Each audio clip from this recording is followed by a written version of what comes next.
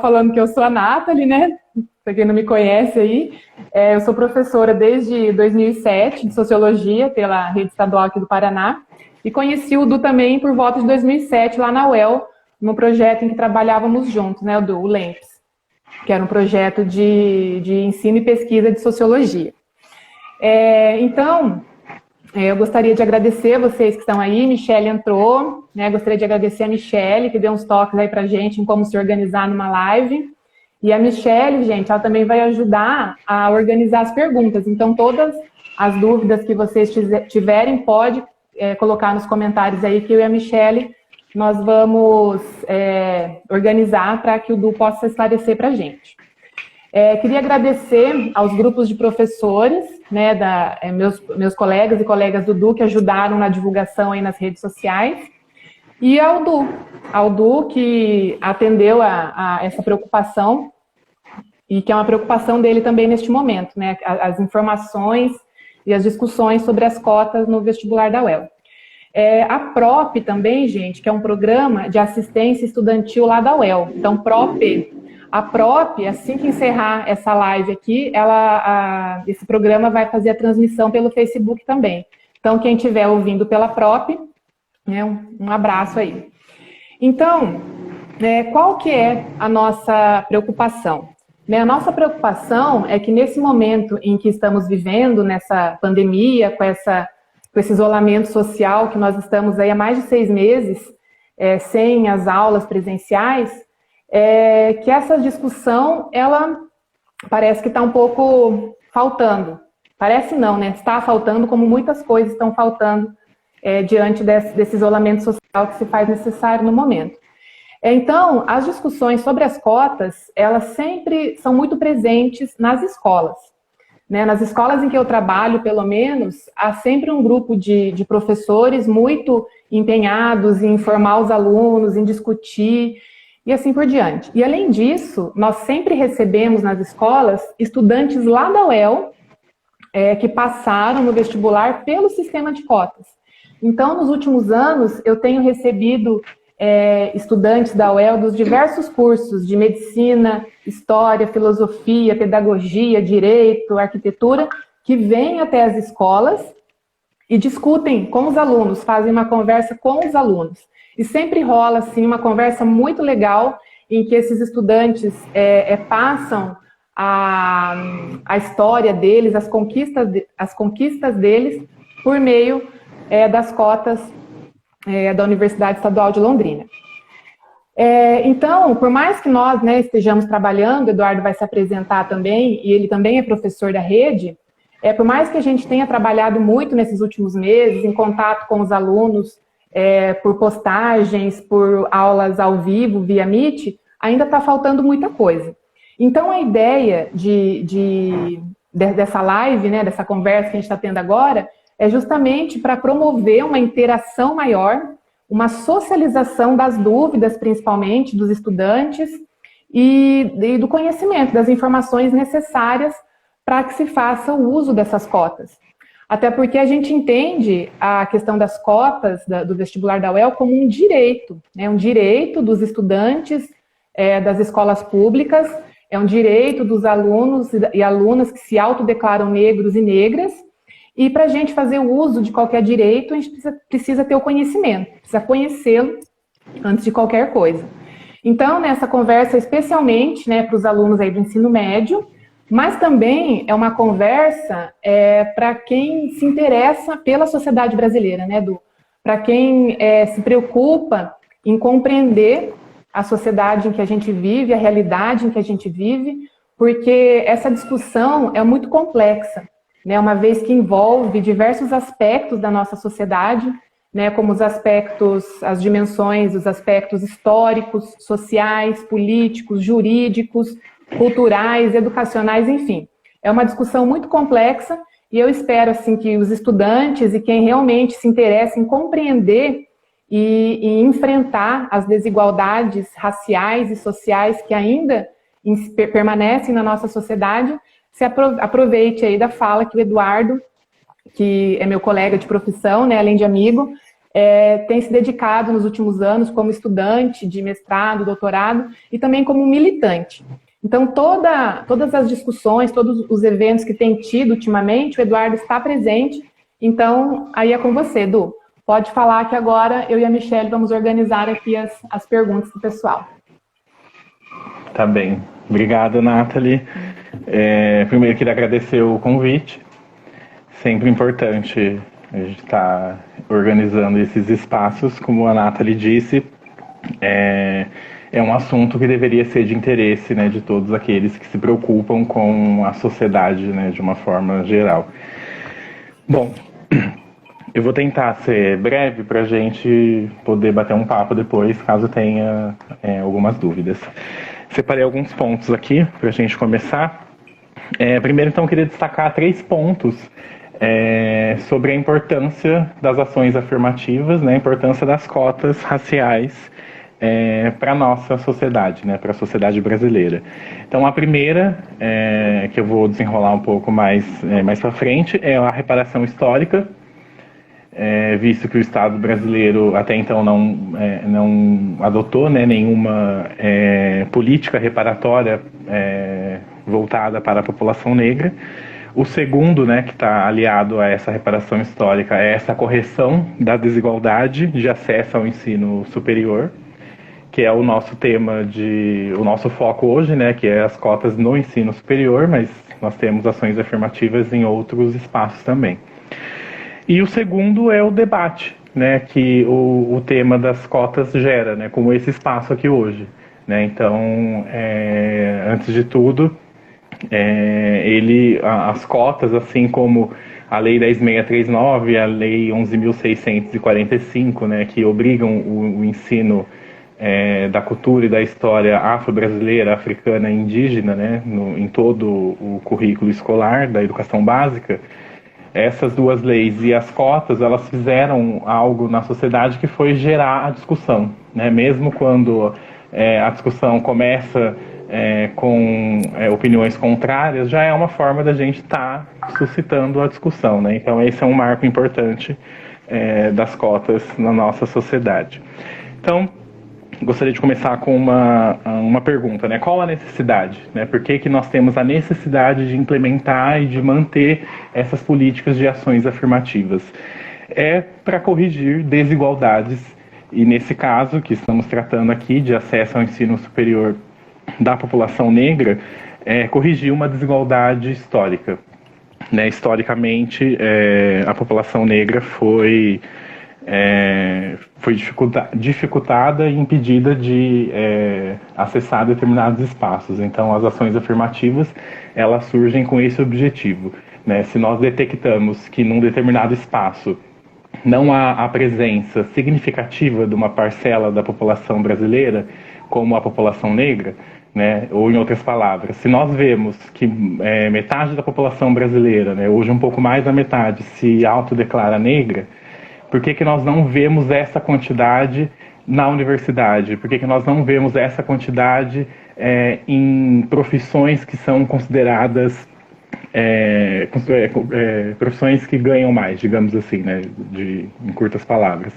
Por exemplo, né, medicina, carreira de juiz, enfim, engenheiro, várias profissões que são que são valorizadas e que ganham um salário melhor. Então, se nós não vemos essa representatividade, né, esse mesmo percentual da população ocupando esses espaços, então é um dever do Estado, e não só do Estado e da sociedade, corrigir essa desigualdade. Né? Como nós estamos falando da UEL, que é uma universidade pública, nós estamos falando do Estado adotando essa medida enquanto a universidade. Né?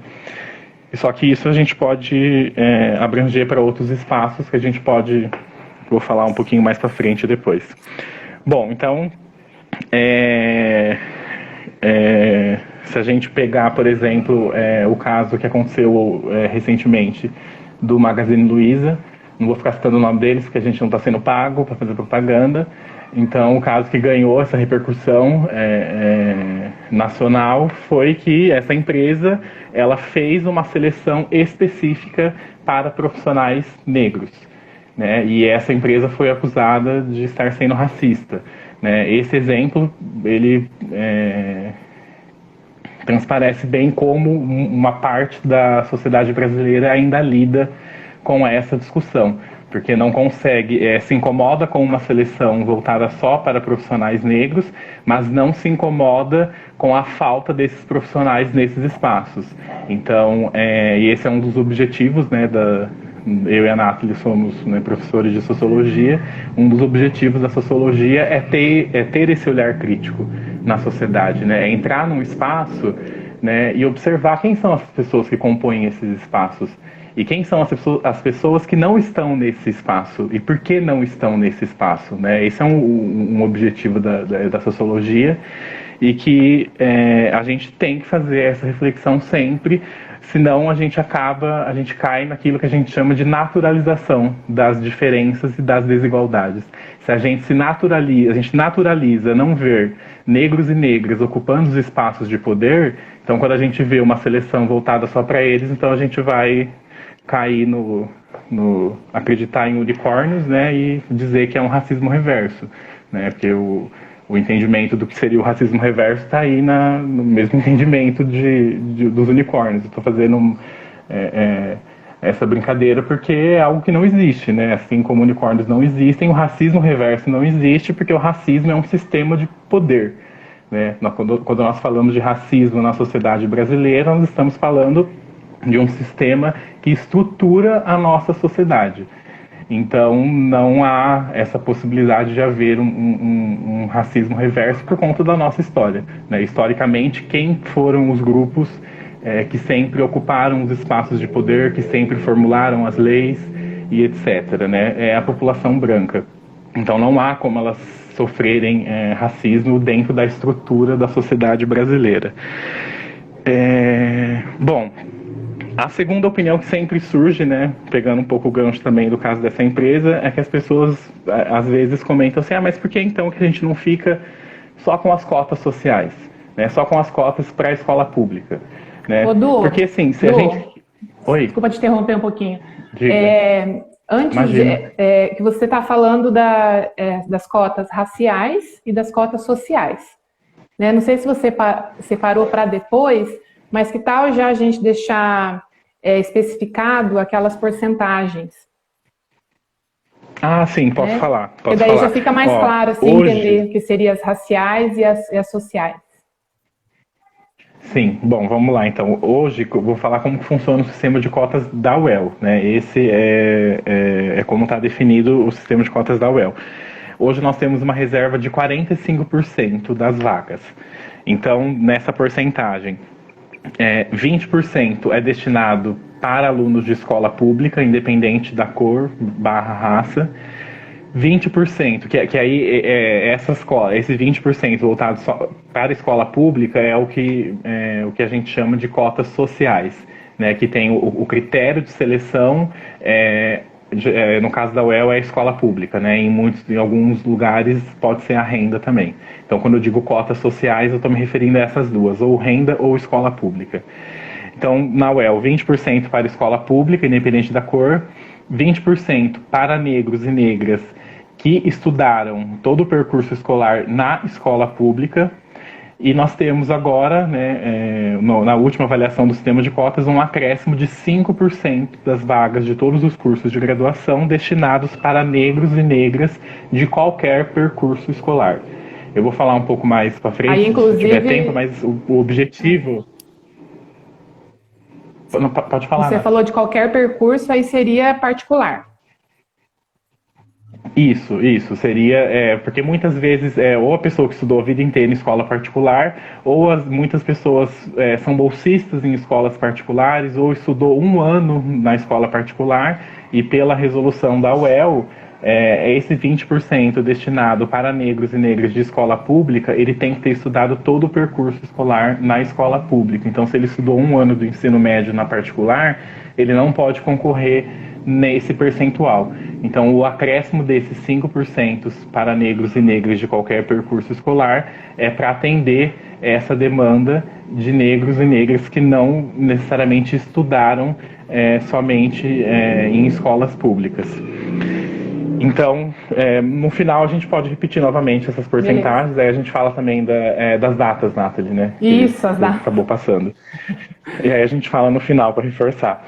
Então, pegando o gancho dos 5%, né? Por que foi proposto esse 5%?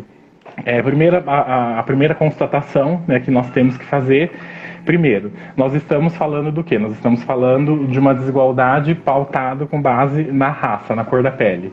Né? Então, se nós queremos combater uma desigualdade racial, digamos assim, o remédio para combater essa desigualdade, ele tem que ser para isso, né? Ele tem que ser focado. Então, se nós adotamos uma política universalista, né, que abrange mais pessoas, esse grupo populacional ele não vai acessar essa política. Então, políticas universalistas, né, ou como, por exemplo, as cotas sociais com base na renda ou só na escola pública, ela não vai garantir o acesso de negros e negras nesses espaços. Então, por isso que é importante ter as cotas reservadas especificamente para a população negra.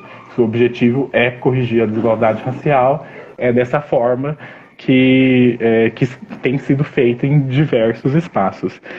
Então, e a segunda coisa, o porquê desse acréscimo dos 5% para negro de qualquer percurso escolar?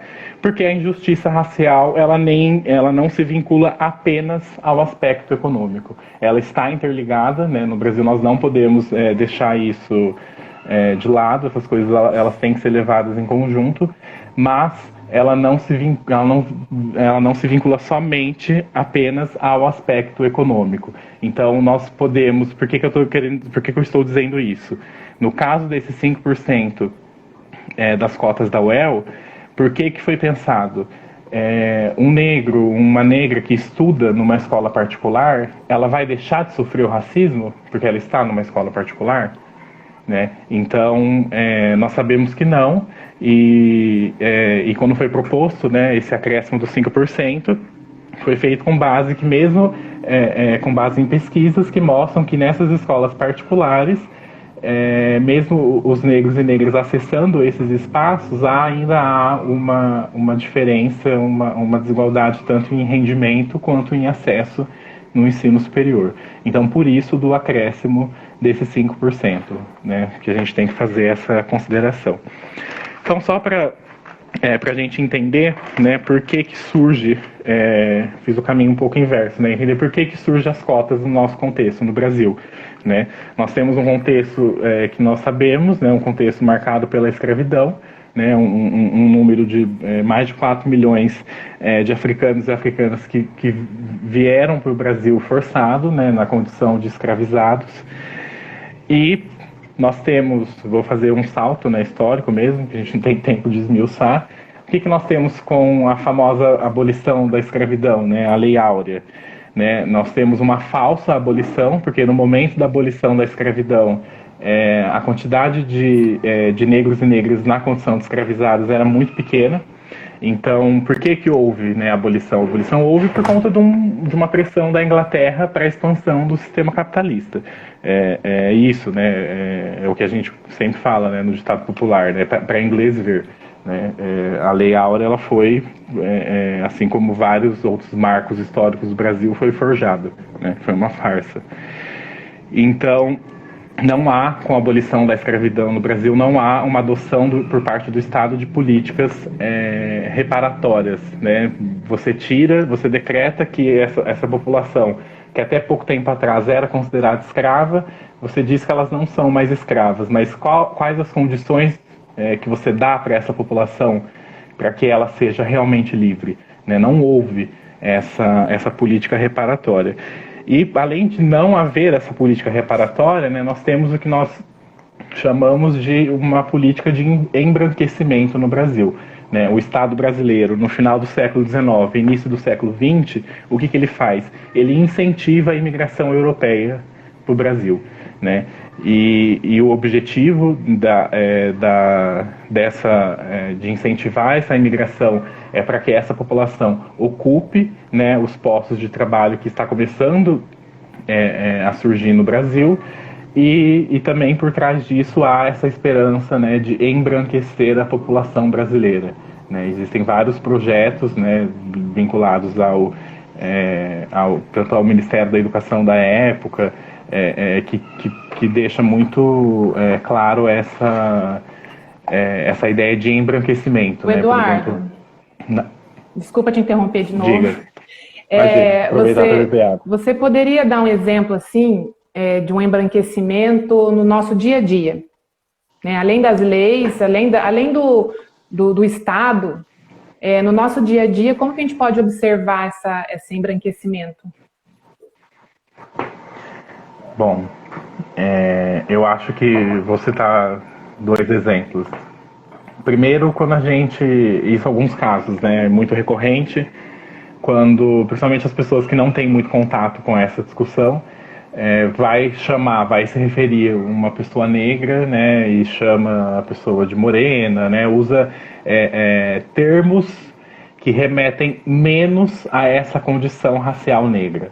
Né? Então, a nomenclatura, a forma como você chama as pessoas, também está presente essa ideia de embranquecimento. Ou quando alguém fala, fulano é negro, aí alguém fala, não, mas não é, nossa, ele é clarinho, parece uma ofensa, né? Você está xingando a pessoa. Então, assim, é como se isso fosse um xingamento. Né? Então, a gente tenta, né, quando a gente... isso em casos quando a pessoa está tentando defender, quando a pessoa tem algum afeto, né, pela pessoa. Então, a gente, nesse nosso imaginário, é como se fosse uma ofensa chamar a pessoa de negro. Né? Então, é uma ideia de embranquecimento. Parece que se você embranquecer a pessoa, mesmo que seja só no adjetivo, né, só na forma como você chama ela, você já estivesse fazendo um bem a ela. Né? Essa é uma forma que eu vejo dessa ideia de embranquecimento.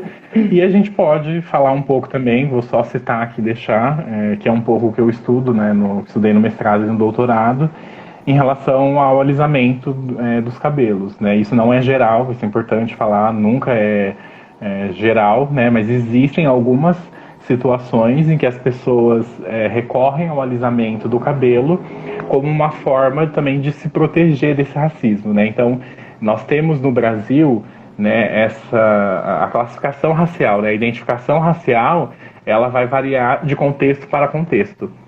Né, e isso no Brasil é muito perceptível, é diferente de outros países. Né, por isso que não dá para fazer comparações sem levar em conta as especificidades. Mas no Brasil nós temos a possibilidade da pessoa transitar nesses grupos raciais manipulando o cabelo. Principalmente as pessoas que possuem a cor da pele um pouco mais clara. Né? Então, se o cabelo está alisado, ela pode passar enquanto uma pessoa branca, né? Ou parda. Se ela não tiver com o cabelo alisado, ela vai ser considerada preta. Né? Então, nós temos essa dinâmica da classificação racial no Brasil que permite isso, permite que a pessoa transite nesses grupos raciais. Né? E quando eu digo transitar, é no sentido de ser vista. Né, em determinados momentos vai ser vista enquanto negra, em determinados momentos não vai ser vista. Então essa também é uma forma que eu vejo desse embranquecimento presente na nossa sociedade. E agora a Tainara colocou uma pergunta aí que eu acho que pode se encaixar nessa discussão. Ela gostaria que você falasse um pouco sobre se autodeclarar negro. Até porque, né, pegando a questão das cotas da UEL, quando você vai fazer a inscrição, você tem que se autodeclarar negro para se encaixar no sistema de cotas raciais. Então, o que seria esse se declarar negro? Tem a ver com a identidade? Como que essa identidade é construída?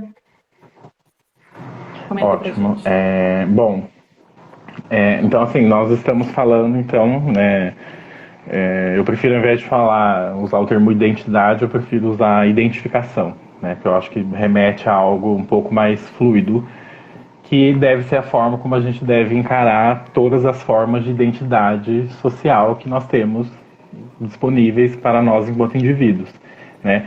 Essa identificação ela vai ser fluida, né? Ela não é fixa, ela não é cristalizada. né? Porque ela faz parte da cultura, assim como a cultura dinâmica, essas identidades, essas identificações também vão ser. Então, assim, para você se candidatar, né, você tem que segue a identificação, a mesma nomenclatura que o IBGE utiliza, né? Quando nós falamos população negra, acho que a gente não fez essa consideração. Sempre que nós falamos população negra, nós estamos falando do grupo preto e pardo. O negro nós entendemos como a somatória desses dois grupos, pretos e pardos. Então, os pretos e pardos, eles podem concorrer às cotas raciais. Então, primeiro você tem que se identificar. Então, vou pegar um pouco aquilo que eu estava falando, que a gente não pode comparar tanto, sem levar comparar tantos países, sem levar em consideração as suas especificidades. Por exemplo, tem um sociólogo brasileiro, né, que é o Horaci Nogueira, que ele tem um estudo que é um marco, né, para o estudo das relações raciais, que ele vai diferenciar, dizer que no Brasil nós temos um preconceito de marca e nos Estados Unidos nós temos um preconceito de origem, isso em relação à questão racial. Por quê? Enquanto nos Estados Unidos a classificação racial ela é com base na questão sanguínea, ou seja, se você tem algum familiar negro na sua família, lá você vai ser considerado negro, lá é muito mais polarizado, né, essa ideia de branco e negro, né? Então lá a identificação racial, a classificação racial, ela vai ser baseada nessa questão da origem, nessa questão da ascendência. No Brasil, nós temos um preconceito de marca porque o racismo ele vai afetar as pessoas que trazem no seu corpo essas marcas que são consideradas da população negra, né? Essas características que são consideradas da população negra. Então, no Brasil, a classificação racial ela vai se dar muito mais pela aparência do que pela questão sanguínea. Até porque se fosse pela questão sanguínea, todos seríamos considerados negros, né? Nós somos, o Brasil é fruto, né, da miscigenação, né? Que isso é um assunto que a gente pode fazer para uma outra live, né? Mas a miscigenação ela não foi algo tranquilo, né? A miscigenação ela começa a partir do estupro de mulheres negras e indígenas, né? Então o Brasil é fruto disso. Então, se a gente for pegar bem essa nossa árvore genealógica, a gente vai encontrar esse antepassado negro ou indígena. Mas no Brasil isso não é levado em consideração. No Brasil é levado em consideração a questão se como você é lido pela sociedade. Então vamos lá. Primeiro você tem que se identificar enquanto preto ou pardo, né, e fazer essa reflexão do porquê que você se identifica. E na UEL nós temos, não basta somente a autoidentificação. Na UEL nós temos uma banca que vai fazer essa verificação, essa heteroidentificação. Então, além da pessoa se considerar preta ou parda, ela vai ter que passar por uma banca que vai verificar. Por que essa banca existe? Essa banca existe para que não haja fraude, né? Existem muitos casos de fraudes e, ultimamente, a gente tem visto muitas pessoas que estão perdendo, né, as vagas nas universidades porque fraudaram o sistema de cotas, né? Então nós temos essas duas questões, né? A pessoa tem que se identificar e também no processo do vestibular da UEL ela vai passar por essa banca de verificação para saber por que ela está prestando pelo sistema de cotas. Sim. Eu não sei se eu respondi. Eu acredito que sim, Tainara. Se ele não respondeu, você repete a pergunta, repergunta. Fala de novo aí. Tem mais umas questões aqui, Du, que acho que dá para se encaixar. Uma pergunta da Daphne e uma pergunta do Matheus, que é meu irmão, está assistindo aí. E até interessante, né, essas duas perguntas que elas se encaixam. A Daphne perguntou a pergunta dela, se na aparência ela é branca, mas os bisavós ou os avós são negros. Ela se encaixa nessas cotas? E o Matheus falou que quando ele morou nos Estados Unidos, e lá ele se autodeclarava negro, né, aqui também. Mas lá ele diz que as pessoas compreendiam e aceitavam. Porque ele tem um pai negro, nós temos, né, porque o Matheus é meu irmão. E aqui tem essa diferença, que inclusive eu já passei algumas vezes, né? Quando eu me assumo, me identifico como uma mulher negra, várias pessoas falam, nossa, mas você não é. Né? Então, essa identificação, não é identificação que você falou, É identificação, né? Identificação mesmo. Essa identificação, então, ela... Para você, aí tem essa dificuldade, né, Edu, que muitas pessoas às vezes têm medo de fazer a inscrição como cotista, e aí você estava falando da banca. Aí às vezes chega na banca, e se a banca não lhe considera como negro ou pardo? Né? Então tem todas essas questões, porque a identificação, ela é pessoal, mas também é social, ou não?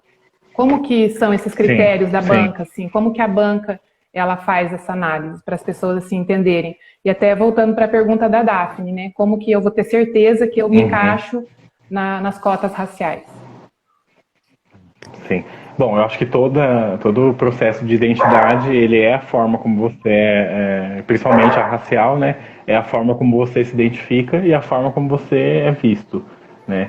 Então, primeiro, respondendo a pergunta da Daphne, para a pessoa se candidatar às cotas, ela tem que ser considerada negra, né? Então, como ela já até coloca, né? Se você é branca, mas tem bisavós negros, então não, né? Porque a pessoa é branca, né? Então, quem teria direito às cotas seriam os bisavós, né? Porque são, digamos assim, quem são as pessoas que sofrem com o racismo na sociedade brasileira? São as pessoas que, ao andar na rua, elas vão ser identificadas enquanto pessoas negras, né? Então, você tem que ser lido na sociedade brasileira enquanto uma pessoa negra. E, como eu estava dizendo, é claro que isso vai variar, né? Por exemplo, nós estamos falando de um contexto que é Londrina, que é norte do Paraná, né? Então, muitas pessoas que são consideradas negras aí no norte do Paraná, se for para o Rio de Janeiro, para Salvador, não vai ser considerado. Porque essa identificação ela vai mudar de acordo com o contexto. Por isso que eu, logo no início, eu disse que a gente não pode tratar as identidades enquanto algo fixo, porque elas não vão se dar sempre da mesma forma, elas vão variar de acordo com o contexto. A questão que o Matheus traz, ela também diz um pouco daquilo que a gente estava falando desses contextos, né? Os Estados Unidos, né, por ser os Estados Unidos, né, ser considerado, né, uma potência mundial, ele vai, qualquer pessoa que fuja desse padrão branco europeu, ele já vai ser considerado uma pessoa não branca, né? Então, assim, qualquer brasileiro, mesmo que seja considerado branco no Brasil, ele vai ser, no mínimo, ele vai ser considerado latino nos Estados Unidos, né? Que é um termo que lá que é utilizado muito. Então, isso é muito recorrente, muitos relatos de pessoas que se consideram e são brancas aqui no Brasil, quando vão para os Estados Unidos, elas sofrem algum tipo, né, de preconceito, né, aí não seria racismo, mas sofrem um tipo de preconceito por conta dessa origem, né, por fazer parte do Brasil. Então aí tem um pouco a ver com o contexto dos Estados Unidos, né? Lá a classificação racial ela se dá de uma outra forma, porque o contexto lá foi, historicamente, ela se deu de outra forma. Lá é muito delimitado.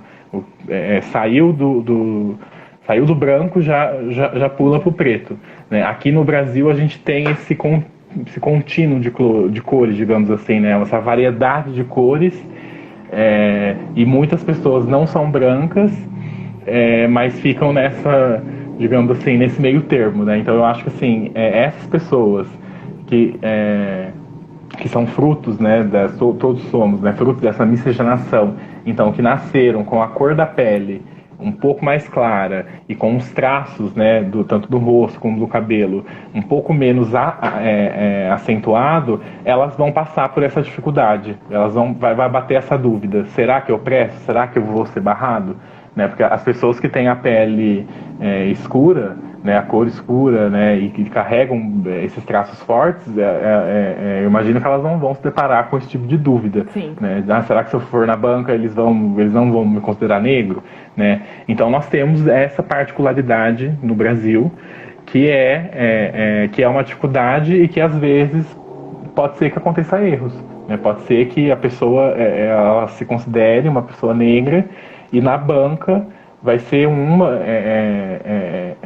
análise que é feita, né? Só que assim, a universidade tem essa preocupação de fazer uma banca composta por várias pessoas, né, de vários lugares, né? Então, e mesmo as pessoas que no primeiro momento elas não são reconhecidas enquanto negras, elas são chamadas para uma próxima banca Então há pelo menos esse cuidado. Mas acho que travou um pouco. Ah, não, voltou. Mas essa é uma questão que eu acho muito cara para o contexto brasileiro e que deveria ser discutido de uma forma mais séria, né? Tanto dentro da academia quanto dentro dos espaços de militância, né? Como nós fazemos com essas pessoas que se tiver um espaço predominantemente branco, elas vão ser consideradas não brancas, mas se tiver num espaço predominantemente negro, elas não vão ser consideradas negras, né? Porque elas têm a cor da pele um pouco mais clara. Essa é uma questão difícil, né? Mas que ela tem que ser lidada, né? A gente tem que discutir essas particularidades. Então, assim, a pele não é a única característica fenotípica que é considerada na banca. Não. Isso já não é somente a cor da pele, mas é uma das características que digamos seja mais importante, né? Na UEL nós temos essa especificidade, né? Acho que se eu não me engano, tá lá na resolução, levando em consideração que a pessoa tem que ter a cor da pele preta ou parda. Então, por exemplo, se ela tiver a cor da pele branca e o que a gente chama de traços negroides, ela não vai passar. Não vai passar. Porque ela tem os traços, mas ela tem a cor da pele branca. E isso acontece muito no Brasil. Então, na resolução da UEL, a pele, ela é uma consideração. Ela tem que se encaixar ou na preta ou na parda. É importante que não adianta ela ter a pele branca. É importante que você falou na resolução da UEL. Também é importante lembrar que não são todas as universidades que têm que adotou o sistema de cotas. E passando um caminhão aí, uma moto. E cada universidade tem a sua resolução. Então, quem vai prestar vestibular numa outra universidade que possui também o sistema de cotas deve ler o edital. O nosso edital aqui da UEL, por exemplo, está lá no site, né? Quem tiver algumas dúvidas é só entrar no site da UEL, na COPES, e ler o edital certinho. Né? Então é bom ficar... O manual do candidato... O manual do candidato traz essas informações. Se eu não me engano, acho que está na página 20, alguma coisa assim. Mas é bom ler o manual para não fazer a inscrição errada. Eduardo, aproveitando aqui, tem uma outra pergunta do Apolo Paiva.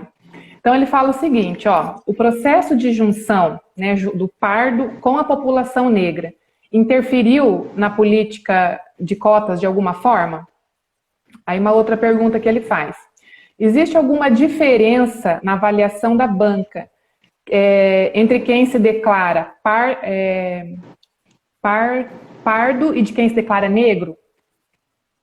Existe alguma diferença na avaliação da banca? Como que a banca, né, de certa forma, analisa quem é pardo e quem é negro?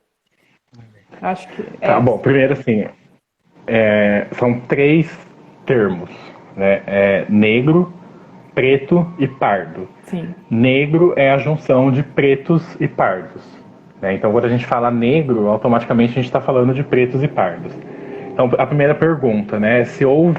Quando houve essa junção, né, do pretos e dos pardos na categoria negro, se interferiu na política de cotas, eu acredito que não tem interferido, porque assim, essa junção, o que ocorre esse entendimento da categoria negro enquanto preto e pardo, ela é muito anterior às políticas de ações afirmativas, né? Aqui no contexto brasileiro, se eu não me engano, eu acho que é década de 90, que começa a surgir com 80, 90, não vou me recordar, mas que surge uma campanha que parte do movimento negro, que é Assuma Sua Cor, né, que tiveram até algumas propagandas. Então, isso parte do movimento negro brasileiro, essa reivindicação de que os pardos sejam considerados enquanto negros. Então, quando as políticas de ações afirmativas elas vão começar a ser pensadas no Brasil, essa junção já havia acontecido, né? Então, o que nós temos, eu não sei se é isso que ele está perguntando, mas o que nós temos, e isso não é geral, mas o que nós temos em algumas universidades, que é o que muitos coletivos negros vêm apontando, é que nós vemos uma entrada maior dessa categoria de pardos do que de pretos, né? E que isso aí revela como como o racismo vai se manifestando na nossa sociedade.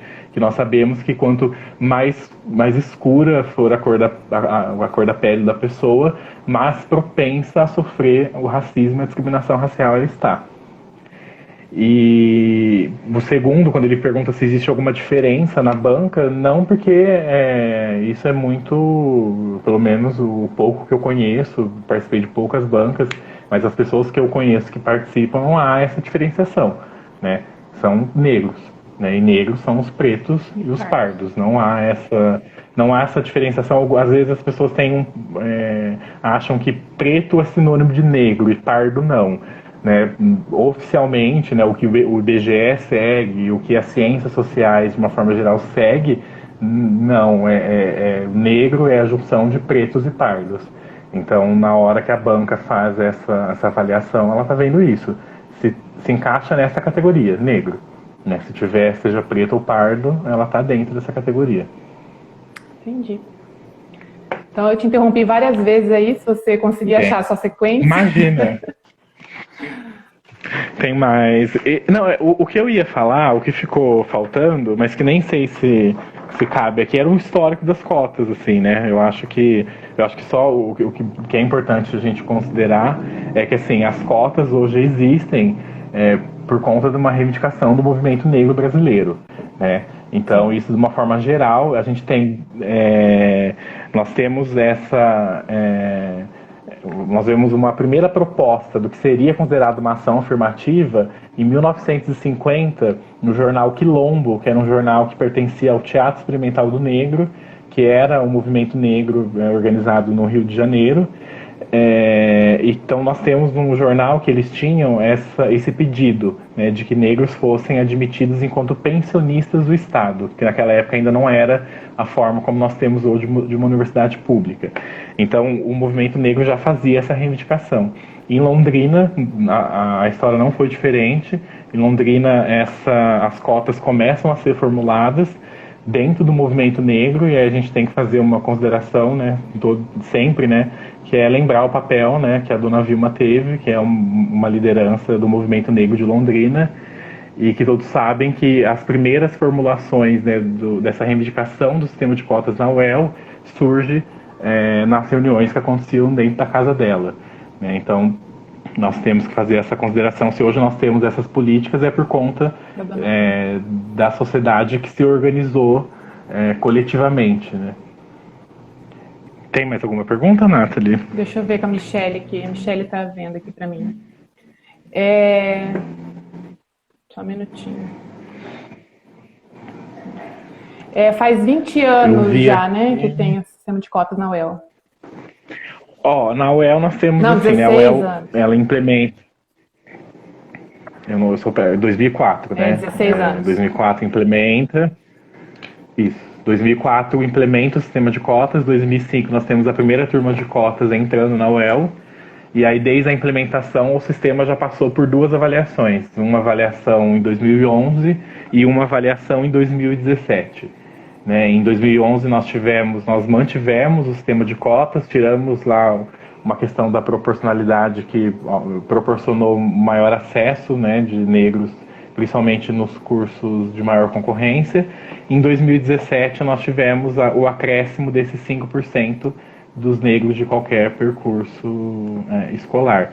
E todas essas avaliações, elas sempre são acompanhadas do movimento negro, né, de Londrina, e do movimento estudantil também, porque nem sempre, né, sempre depende de como está essa configuração política na universidade, né, tudo depende sempre disso, né, mas sempre há essa necessidade de organização para que esse direito não acabe, né? Então é importante enfatizar isso, que a gente tem sempre, ainda mais em tempos que estamos vivendo atualmente, a gente sempre tem que estar atento, porque senão esses direitos são retirados. Sim. Eu acho que era mais isso, Nathalie, que eu tinha separado para falar. Eu vi que a Tainara colocou uma perguntinha aqui, mas que eu não... dados quantitativos.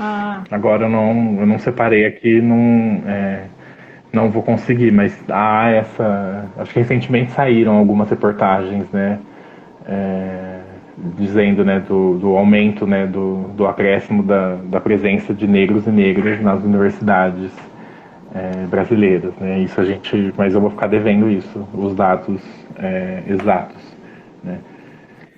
Sim, mas uma questão que eu já vi várias vezes sendo colocada é a questão da qualidade da universidade. A UEL, ela é referência nacional, uma das melhores, a melhor do estado, né? Do Paraná, das estaduais. Sim. E já ouvi várias vezes as pessoas comentando que o sistema de cotas da UEL acabou prejudicando a qualidade da universidade. O que você tem a dizer para a gente sobre isso? Bom, essa é uma fala muito... Tô lembrando agora dessa última avaliação que a gente teve em 2017. Essas afirmações, elas voltaram novamente. Sempre volta, essa justificativa, ela sempre é utilizada, né?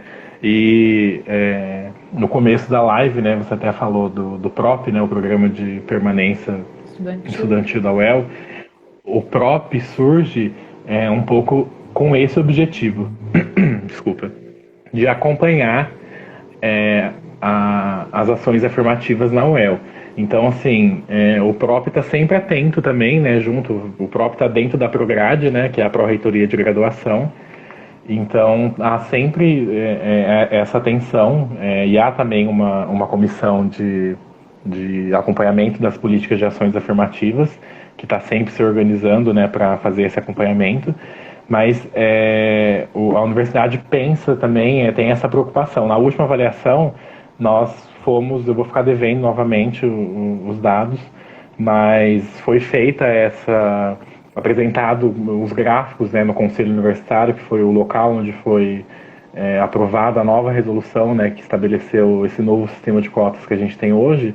Foi apresentado a média dos estudantes separados por essas categorias. Na época, era separado escola pública, né, independente da cor, e os negros de escola pública e os que entravam pela categoria que a gente chama de universal.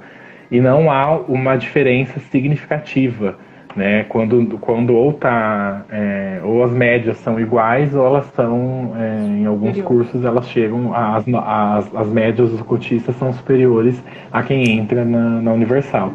Então, não é verídico isso. Eu imagino que as outras universidades também façam esses acompanhamentos, né, para verificar, e a gente vê que não há um prejuízo, muito pelo contrário, né? Se nós queremos que a universidade seja um reflexo da sociedade, né, uma crítica que a gente tem, né, dentro da educação básica, principalmente, né, de romper esse muro, né, que a gente sabe que existe entre a sociedade e a universidade, né, entre a educação básica e a universidade, que muitas pessoas ainda impõem, né, esse muro.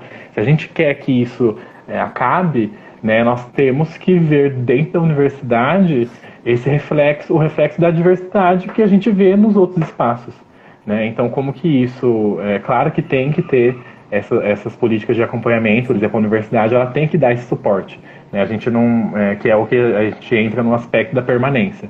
Não adianta só garantir o acesso, nós temos que garantir a permanência, tanto financeira, para que esse aluno, essa aluna consiga se manter na universidade, como também em questões acadêmicas, caso... E isso não somente cotistas, né, mas a universidade como um todo. Caso algum aluno apresente uma dificuldade, né, de aprendizagem, a universidade ela também tem que estar preparada para lidar com isso, né? Nós vemos tanto isso na educação básica, que parece que na universidade a gente perde isso. Né? E por quê? Não são espaços, né, de aprendizagem, né? Deveria ter essa preocupação também nesses espaços. Sim. Então, antes de acabar... Desculpa. Não, pode falar.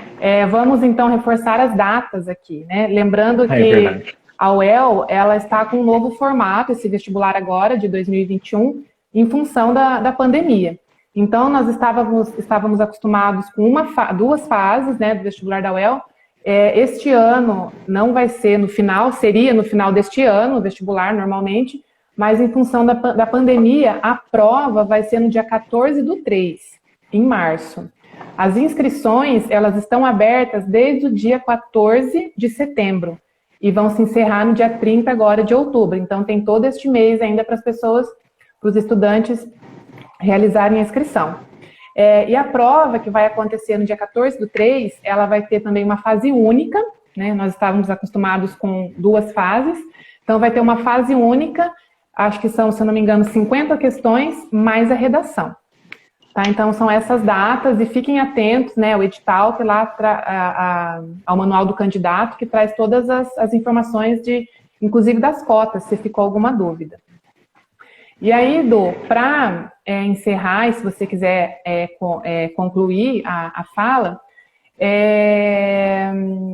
qual realmente a importância, né, pegando aqui o final da pergunta Tainara, qual que é a importância dessa implementação, dessa política de cotas na UEL? Quais são não os resultados quantitativos, assim, não precisa falar dos dados, mas de um modo geral, assim, como a gente está falando no enfrentamento das desigualdades, como que as cotas, elas têm mostrado esse enfrentamento às desigualdades tanto sociais quanto raciais? Bom, eu acho que a primeira além da questão, né, do acesso, né, que nós vemos, isso é perceptível, né, se você vai, hoje não podemos fazer isso, né, estamos numa pandemia, né, mas antes da pandemia, né, se você vai para a UEL, isso é nítido, né, você consegue ver uma maior diversidade entre os estudantes, né, isso nitidamente você já consegue ver isso. Eu acho que agora, em questão de contribuições, né, eu acho que além da universidade, né, tá cumprindo, né, o seu papel, que é de ser aberta para toda a comunidade, né, que antes, né, isso é importante a gente falar. Se hoje existem o que a gente está falando das cotas sociais, é por conta da reivindicação do movimento negro, né? Essas políticas nunca foram pensadas antes, né? Em muitos momentos elas foram criadas como uma forma de tentar excluir as políticas raciais e deixar somente as políticas sociais. Então nós temos, quando nós falamos da UEL, nós temos que falar dessas duas questões. Hoje, graças às ações afirmativas, nós temos mais pessoas da escola pública nesse espaço e uma maior diversidade de cores, né? E eu acho que a partir do momento que essas pessoas, essa diversidade entra na UEL, o tipo de pesquisa que vai sendo desenvolvido, ele vai se modificando. A universidade, ela vai se abrindo mais e a gente vai repensando algumas coisas que tem que ser mudadas dentro da universidade, né? Então eu acho que essa é uma grande contribuição, né? Tornar a universidade mais diversa, né? Porque ela discute tanto a diversidade, mas durante muito tempo ela foi discutida por pessoas brancas, né, héteros, cisnormativas, né? Então já passou da hora, né, disso, não que não possa falar, mas já passou da hora de outras pessoas também falarem, né, sobre si e apresentarem outros olhares, outras perspectivas, né? A gente tem que ter isso em consideração, que a ciência, né, ela é ciência, ela tem os seus parâmetros, mas ela não é neutra, né, porque ela é produzida dentro de um contexto, né? Nós temos que ter isso em mente, né? Muitas vezes